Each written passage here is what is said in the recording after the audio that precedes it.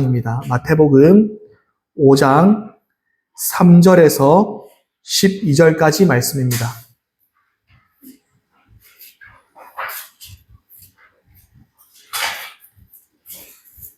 마태복음 5장 3절에서 12절까지 말씀입니다.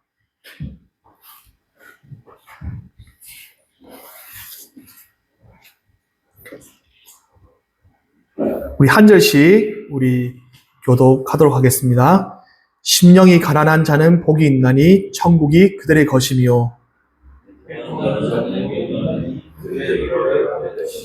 온유한 자는 복이 있나니 그들이 땅을 기업을 받을 것이며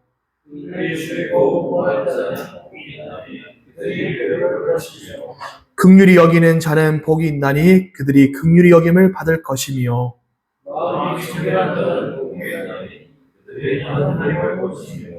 화평하게 하는 자는 복이 있나니 그들이 하나님의 아들이라 일컬음을 받을 것이며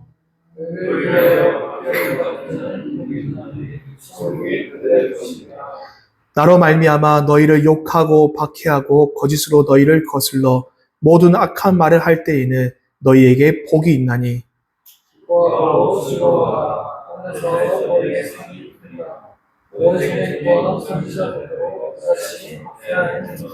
아멘. 할렐루야. 여러분 한 주간 잘 지내셨습니까? 네. 날씨가 더웠다가 또 저녁엔 추워졌다가 하는 것 같습니다. 여러분들 감기에 또 많이 유의하시면 좋을 것 같습니다. 우리는 살면서 복 받으며 살기를 원합니다. 그리고 복된 삶을 살아가기를 원하죠. 누구나 복 받고 살고 싶지 복 안 받고 살고 싶은 사람은 아무도 없습니다. 그 중에 우리가 가장 원하는 것은 뭡니까? 행복이죠, 행복. 행복하고 싶은 마음은 다 누구에게나 있는 것 같습니다. 그래서 우리는 조금만 더 가지면 행복할 것으로 우리는 많이 생각을 합니다. 조금 더 많은 사람들에게 인정받으면 좀 더 괜찮겠지 하는 그런 마음이 있습니다.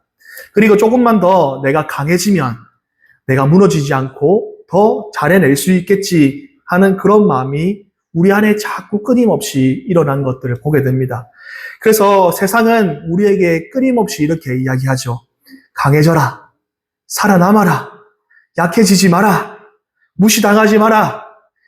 내 가치를 증명해 보여라. 라고 세상은 자꾸 우리에게 그렇게 속삭이는 것 같습니다. 그리고 우리의 마음속에도 그런 마음이 있는 것 같아요. 인정받고 싶은 마음, 더 가지고 싶은 마음, 남들보다 어떻게 하면은 더 잘 살 수 있을까? 치열한 경쟁 속에서 살아가는 우리의 모습들을 보게 됩니다. 그런데 이 많은 것들을 우리가 더 가진다고 해서 또 많은 사람들에게 인정받는다고 해서 또 다른 사람보다 더 강하다고 해서 과연 우리의 삶이 행복할까요? 대부분의 많은 사람들이 소위 우리가 말하는 성공한 사람들이 하는 말들이 늘 우리의 삶은 불안합니다 라고 말합니다. 누가 볼 때는 사회적으로 굉장히 성공한 사람들이고 기업적으로 성공한 사람들이지만 그러나 하루하루가 불안하다는 겁니다. 내가 지금까지 이루어냈고 내가 지금까지 세웠던 회사가 한순간에 무너질까 봐 늘 불안하다는 거죠. 또 내가 믿고 나를 잘 따르던 사람들이 한순간 나를 배신할까 봐 두려운 마음 때문에 늘 불안하다고 말합니다. 이처럼 우리가 남들보다 더 많이 가진다고 해서 사람들이 바라보는 성공한 사람이라고 해서 우리는 행복할 수 있는 것은 아니라는 것이죠. 사람들은 내 주변에 좋은 관계를 맺으면 나는 외롭지 않을 거라고 말하지만 그러나 가면 갈수록 더 불안한 마음과 외로움은 가득해지고 있는 것 같습니다. 점점 웃고 있는 우리의 모습보다도 속은 점점 어두워지가는 우리의 모습을 보게 되는 것이죠. 오늘 예수님께서도 이런 세상을 바라보시면서 오늘 제자들과 많은 사람들과 함께 이 말씀을 나눈 것을 볼 수가 있습니다. 오늘 이 말씀은 산상수훈이라고 말합니다. 왜 산상수훈이라고 말하냐면 예수님께서 산에 올라가셔서 제자들과 사람들과 함께 이 교훈의 말씀들을 가르쳤던 모습이 바로 산상수훈이라고 말합니다. 그래서 제자들과 함께 말씀을 나누는데 세상은 어때요? 더 많이 가지라고 말하고 그리고 더 남들보다 인정받고 살면 어때요? 복받는 삶을 살고 행복할 수 있다고 말하지만 오늘 예수님은 제자들과 많은 사람들에게 정반대되는 이야기를 하고 있는 것을 볼 수가 있습니다. 오늘 본문 말씀에 뭐라고 이야기합니까? 심령이 가난한 자는 복이 있다. 애통하는 자는 복이 있다. 온유한 자는 복이 있다. 박해받는 자는 복이 있다. 라고 말합니다. 여러분 한번 생각해 보십시오. 어떻게 가난한 자가 복이 있습니까? 이 시대에 더 많이 가져야 복된 사람인데 또 여러분 애통한 자가 어떻게 복이 있는 사람입니까? 늘 눈물 흘릴 일, 맨날 울 일만 있는데 웃을 일은 없는데 어떻게 그 사람이 복된 사람입니까? 또 온유한 자가 복이 있는데 맨날 참는다고 참으면 다 복된 사람입니까? 또 그렇지는 않습니다. 여러분 박해받는 것 좋아하는 사람이 누가 있겠어요? 아무도 없습니다. 박해받는데 어떻게 그게 복입니까? 오늘 제자들과 많은 사람들은 그런 질문 아마 마음속으로 던지지 않았을까 하는 생각이 듭니다. 오늘 이 말씀은 예수님이 세상이 말하는 복과 하나님이 말씀하신 하나님의 나라의 복은 다르다고 분명히 이야기해주고 있는 말씀입니다. 오늘 많은 사람에게는 이 산상수훈의 말씀이 굉장히 충격적으로 다가왔을 수도 있습니다. 당시 유대인의 사회 가운데는 지난번에도 제가 말씀드리고 지난주에도 말씀드렸듯이 로마의 억압에 있는 상황입니다. 식민지 상황이에요. 그리고 세금을 2번 내야 되고 그리고 가난한 사람들은 너무너무 가난한 거예요. 먹고 살기 힘든 어려운 시대에 살았던 사람들이 유대인들이었습니다. 뿐만 아니라 사람들은 힘이 있어야 복된 사람이다 라고 생각했고 부유해야 복을 받는다라고 생각했습니다. 그리고 무엇보다 신앙적으로 어때요? 율법을 잘 지켜야 복을 받고 인정받는다라고 했습니다. 우리 PPT 제가 넘겨주시겠어요? 제가 설교하는 말씀에 따라오셔서 넘겨줍니다. 로마의 압제가 강했고 그리고 그때 당시에 율법주의가 굉장했습니다. 그래서 외적인 행위와 종교적인 완벽주의가 그 사람들의 뭐예요? 의의 기준이 되었다라는 겁니다. 그리고 예수님은 그거와 반대로 가난하고 애통하며 박해받는 자가 복이 있다라 하나님 나라의 헌법을 선포하고 있는 거예요. 하나님 나라의 법을 선포하고 있는 겁니다. 그때 당시에 사람들은 정말 이것을 받아들이기가 쉽지 않았을 거예요. 오늘 본문에 나오는 예수님의 복이 있다, 복이 있다라는 말은 헬라어로 말하면 마카리오이라는 뜻입니다. 마카리오이. 이 뜻은 뭐냐면 단순하게 그냥 기분이 좋다, 그냥 와 기쁘다라는 그런 의미가 아닙니다. 하나님께서 인정했다, 인정받는 상태, 하나님의 통치 아래에 있는 상태를 바로 이 뜻을 복이 있다라고 이렇게 이야기하는 거예요. 복이 있다라고 말하는 겁니다.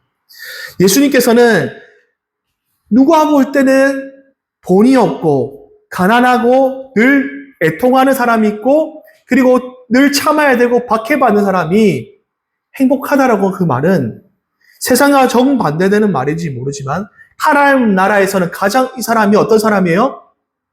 복된 사람이란 거예요. 하나님 나라를 살아가는 사람은 이러한 삶을 살아가는 사람은 가장 복된 인생을 살아가는 사람이다 라고 말씀해 주고 있는 겁니다. 여러분 이 팔복에 나오는 이 말씀은요 단순하게 그냥 우리에게 이런 삶을 살아갈 때 착한 인생이 되고 그냥 잘 사는 인생이 된다라고 지금 이야기하는 것은 아닙니다. 팔복은 하나님 나라의 백성답게 예수님의 성품을 어떻게 어떤 모습으로 닮아가는지를 이야기해주고 있는 겁니다. 예수님은 자기 자신의 심령이 가난했다고 말씀하시고 예수님 자기 자신이 애통하셨고 그리고 예수님 자신이 온유하셨고 그리고 예수님 자신이 박해받는 인생을 사셨습니다. 성경에 그런 모습이 많이 나타나 있습니다. 여러분 그 팔복이 주는 의미가 단순하게 그냥 이 팔복의 말씀만 잘 지키면은 우리가 천국에 간다는 그런 의미가 또 아닙니다, 여러분들. 그냥 이 말씀을 잘 지키면은 천국에 간다는 의미가 아니에요. 하늘나라의 시민의 삶으로 이 땅 가운데 살아가는 우리는 예수님의 성품을 닮아가는 삶을 살아갈 때, 그때 이때 우리의 삶의 행복함, 하나님 나라의 행복한 삶을 살아갈 수 있다. 복된 삶을 살아갈 수 있다는 겁니다. 천국 가서가 아니라 이 땅에서 그런 삶을 누릴 수 있다라고 이야기해 주고 있는 겁니다. 하나님 나라의 시민의 성품에 대해서 오늘 이야기하고 있는데, 첫 번째는 심령이 가난한 자와 애통하는 자에 대해서 이야기하고 있습니다. 넘겨주세요. 자, 심령이 가난한 자는 자신의 영적 파산을 인정하고 전적으로 누구를 의지하는 거예요? 하나님을 의지하는 사람을 이야기하는 겁니다. 내 심령이 가난해서 오늘도 하나님을 의지하지 않고는 늘 공고한 사람들이 있습니다. 살면서. 늘 공허한 사람들이 있다는 거예요. 우리의 인간의 내면에는 영적인 에너지가 있습니다. 그 영적인 에너지가 늘 우리는 고갈됩니다. 그것을 채울 수 있는 것은 오로지 하나님밖에 없다는 것을 인정하는 삶을 살아가는 거예요. 근데 많은 사람들은 명상을 하기도 하고요. 책을 보기도 하고요. 그냥 교양을 쌓는 것으로 단순하게 그것이 내 영적인 부분들을 채워진다라고 착각하고 있습니다. 그러나 하나님 나라의 시민자, 하나님 나라의 시민은 하나님으로부터 오는 그 은혜로 살아가는 자입니다. 그것을 인정하고 하나님을 의지하고 살아가는 자를 이야기합니다. 두 번째는 애통하는 자, 자신의 죄와 자신의 아픔을 위해 우는 자를 이야기하는 것이죠. 내 아픔을 위해서 우는 사람도 있지만, 그러나 하나님 나라를 살아가는 자들은 다른 사람들의 눈물을 어떻게 해요? 함께 공감해주고 함께 눈물을 흘리는 사람이 바로 하나님 나라의 시민, 하나님 나라의 성품을 가진 자의 모습이라는 겁니다, 여러분들. 내 옆에 있는 사람들이 울고 있는데 저 사람이 울든지 말든지 나는 모르겠다. 저 사람이 아프든지 말든지 나는 잘 살면 되겠다 하는 사람의 모습은 하나님 나라의 시민의 모습이 아니라는 거예요. 만약에 내가 슬퍼하고 있고 내가 힘들어하고 있는데 나의 아픔에 대해서, 나의 눈물에 대해서 공감해주지 않는다면 어때요? 여러분 어떨 것 같아요? 슬프죠? 너무 안타깝죠? 여러분 오늘날 시대가 그런 시대입니다. 남들이 울어도 울어주지 않고 웃어도 함께 웃지 않는 시대입니다. 그런 시대가 되어버렸죠. 단순하게 이 말씀은 남을 위로해 준 것을 떠나서 그 사람과의 관계, 이웃과의 관계, 외로운 사람들과 함께 찾아가서 하나님의 마음으로 그를 위로해 준 단계까지 나아가야 됩니다. 이것이 바로 하나님 나라의 삶을 살아가는 시민의 모습이라는 것이죠. 상처가 반복되지 않도록 그들을 위로해주고 또 그들을 함께 친구가 되어주는 것, 그것이 바로 하나님 나라의 시민이라는 것입니다. 시편 34편 18절 말씀에 이런 말씀이 있습니다. 시편 34편 18절 말씀 한번 볼까요? 다 같이 읽습니다. 시작.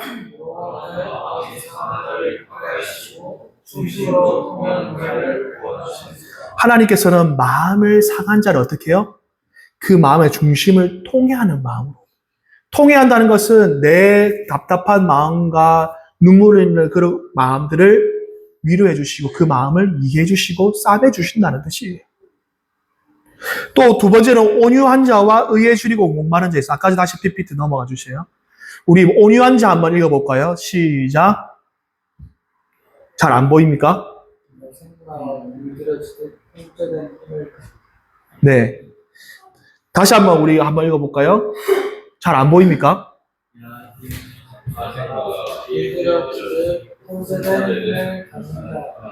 네, 좀 더 진하게 다음에 제가 만들어야겠습니다. 네.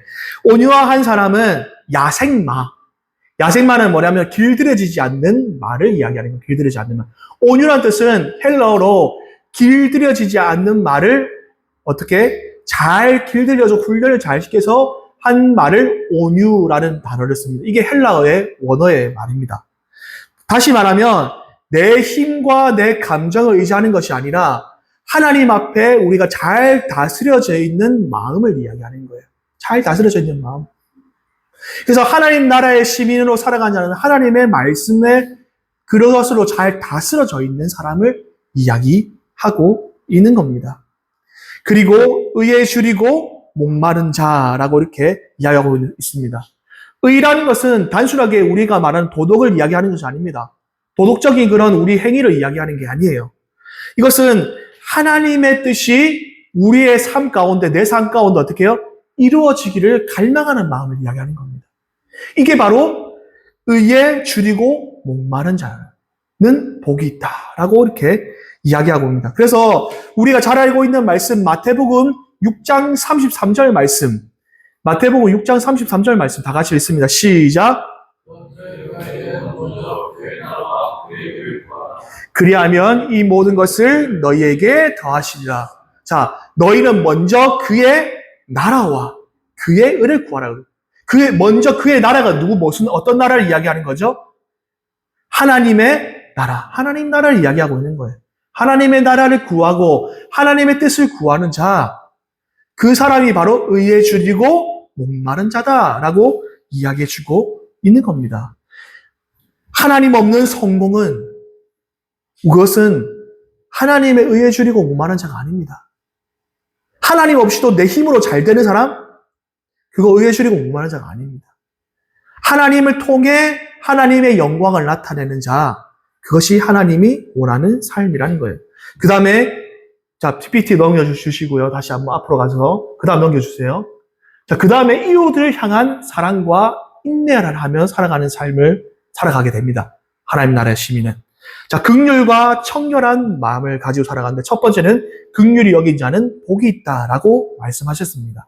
하나님께서는 우리가 하나님 앞에 용서받은 것처럼 다른 사람들도 용서해주며 살아가기를 바라십니다.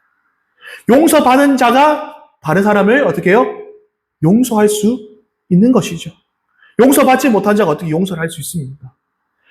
예수 그리스도의 죽으심으로 우리가 하나님 앞에 용서받음으로 말미암아 이제는 다른 사람에게도 용서를 할 수 있는 거죠. 교회에 완벽한 사람들이 모여 있습니까? 아닙니다. 교회는 완벽한 사람들이 모여 있는 것이 아니라 아직까지 완벽하지 못한 사람들이 서로서로 용서하면서 살아가는 공동체가 바로 교회입니다, 여러분들. 그래서 하나님의 나라를 이루어가는 공동체가 바로 교회라고 이야기하는 것이죠. 우리 모두는 은혜가 필요한 사람들입니다. 은혜가 필요하지 않는다면 왜 우리가 이 자리에 모여 있겠습니까? 은혜가 필요하기 때문에 서로를 품어가면서 서로를 용서하는 공동체가 바로 오늘 우리 공동체라는 것이죠. 그리고 마음이 청결한 자는 복이 있다라고 말씀하셨는데, 여기서 말하는 청결한 마음은 이 마음, 저 마음, 여기 마음을 가지고 저기 마음을 가지는 마음이 아니라 하나님 한 분만 바라보는 마음이에요.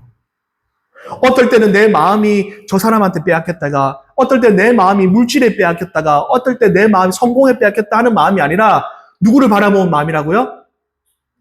하나님을 바라보는 마음. 그게 바로 청결한 마음이에요. 청결한 마음.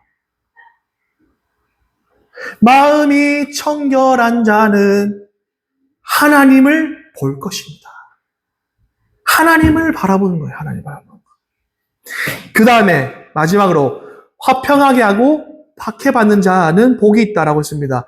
여기서 화평하게 한다는 뜻은 바로 사람들과의 깨어진 관계를 어떻게 해요? 회복하는 거예요. 우리가 신앙생활에 가장 중요한 게 뭐라고 그랬죠? 그렇죠. 하나님과의 관계입니다. 하나님과의 관계를 회복하고 난 뒤에 누구와의 관계를 회복해야 되는 거예요? 그렇죠. 이웃과의 관계를 회복하는 거예요. 이웃과의 관계를. 이런 사람에게는 복된 인생을 살아간다는 겁니다. 더 나아가서 우준이하고 상빈이랑 싸웠어요. 근데 누가 중재를 해줘야 될 것 같아요? 목사님도 해야겠지만 한솔이 형이 나타나서 형이 먼저 가서 야 상빈아 이렇게 불러가지고 이게 너 우진이한테 그런 너무 이렇게 용서해줘라. 그럼 우진이한테도 한솔 찾아가지고 우진아 너 상빈이가 좀 그래도 용서해줘라 이렇게 해야 되겠죠, 맞죠? 근데 한솔이 뒤에 가가지고 야 우진이가 니한테 그렇게 말하던데? 성민이 그렇게 말하던데? 이렇게 말하면 안 되겠죠, 여러분들? 그러면 안 됩니다. 이건 하나님 나라가 이루어지지 않습니다, 여러분들. 아 집사님이 진짜 뭐 나를 이렇게 해야 되나? 여러분 섭섭한 마음이 있으면 용서하고 서로서로 이해하고 받아줍시다, 여러분들.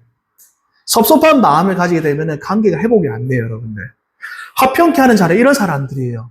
우리 모두가 화평케 하는 자가 돼요. 직장에서도 그렇고 교회에서도 그렇고 그런 사람이 되어야 된다는 겁니다. 마지막으로 박해받는 자 있어요. 박해받는 자.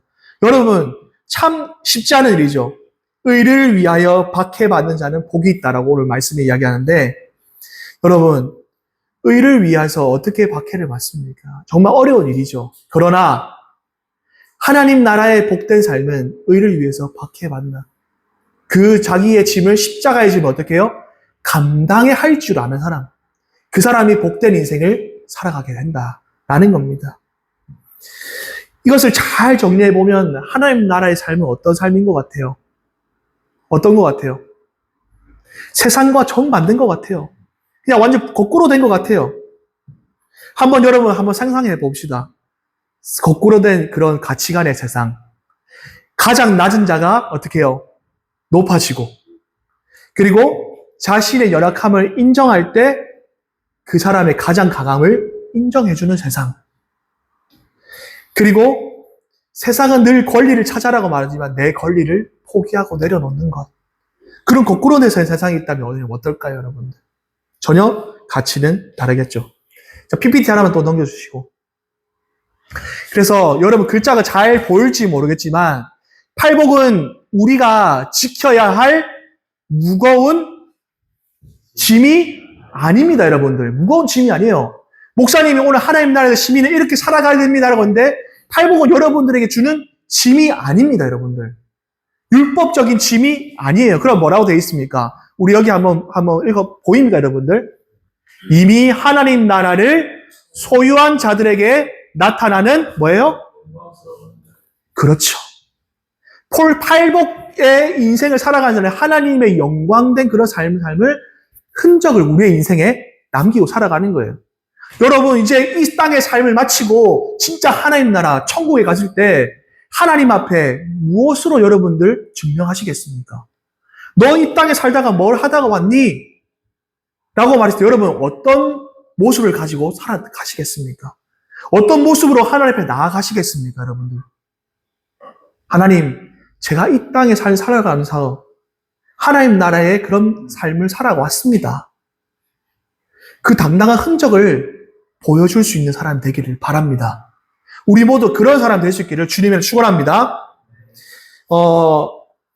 폴란드에 막시밀리아노 콜베라는 신부님이 있었습니다. 넘겨주세요. 콜베라는 신부님이 있었습니다. 이분은 우리가 잘 알고 있는 그 아우슈비츠 수용소에서 갇혀 있다가 아사형을 받고 이렇게 목숨을 이렇게 내어놓고 생명을 내어놓은 신부님이 계십니다. 이 신부님은 유대인들을 수도원 같은데 은신처로 만들어서 이들을 이렇게 숨겨주고 그리고 잡혀가지 않도록 나치에게 보호막이가 되어줬던 유명한 신부님이었습니다. 그것을 알고 이 신부님은 그들을 대신해서 발음이 잘 안 되네. 갑자기 아우슈비츠 수용소에 대신 잡혀갔습니다. 그리고 목숨을 내어놨습니다.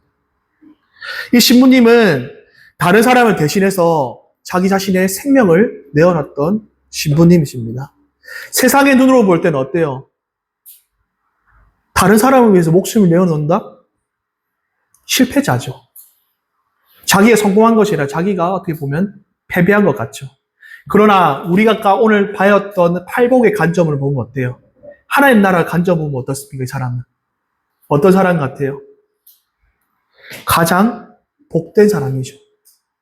많은 사람들을 살리기 위해서 은시처를 만들어서 또 그런 사람들에게 먹을 것을 나눠주고 함께 돌봤던 사람의 삶. 그 삶이 하나님 보실 때는 얼마나 기뻐하는 삶이었고 영광된 삶이었겠습니까?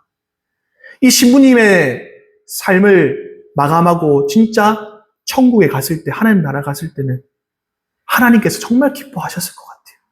진짜 기뻐하셨을 것 같아요. 이런 신부님의 삶이 하나님 나라에 자기 자신을 내어주는 삶을 살았듯이 우리도 이렇게 할 수는 있을까요? 없을까요? 쉽지는 않겠죠, 여러분은. 그러나 우리의 삶의 방향이 어디로 가야 된다고요? 하나님 나라의 시민의 삶의 방향으로 살아가야 된다는 것을 이야기해 주고 있는 겁니다.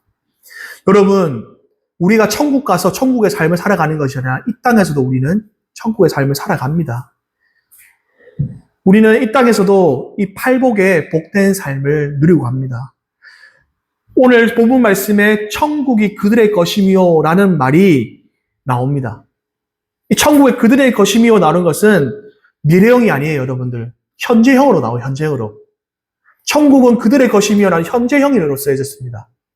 지금 현재 우리의 삶에 이미 하나님 나라를 이루고 살아가고 있다라는 뜻입니다. 물론 아직 완성되지 않은 그런 하나님 나라의 삶을 살아가고 있죠.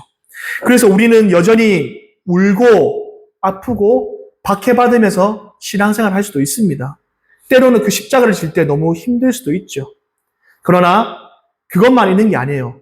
하나님 나라는 의와 평강이 있는 나라입니다. 로마서 14장 17절 말씀 우리 한번 읽어볼까요? 다 같이 읽습니다. 시작.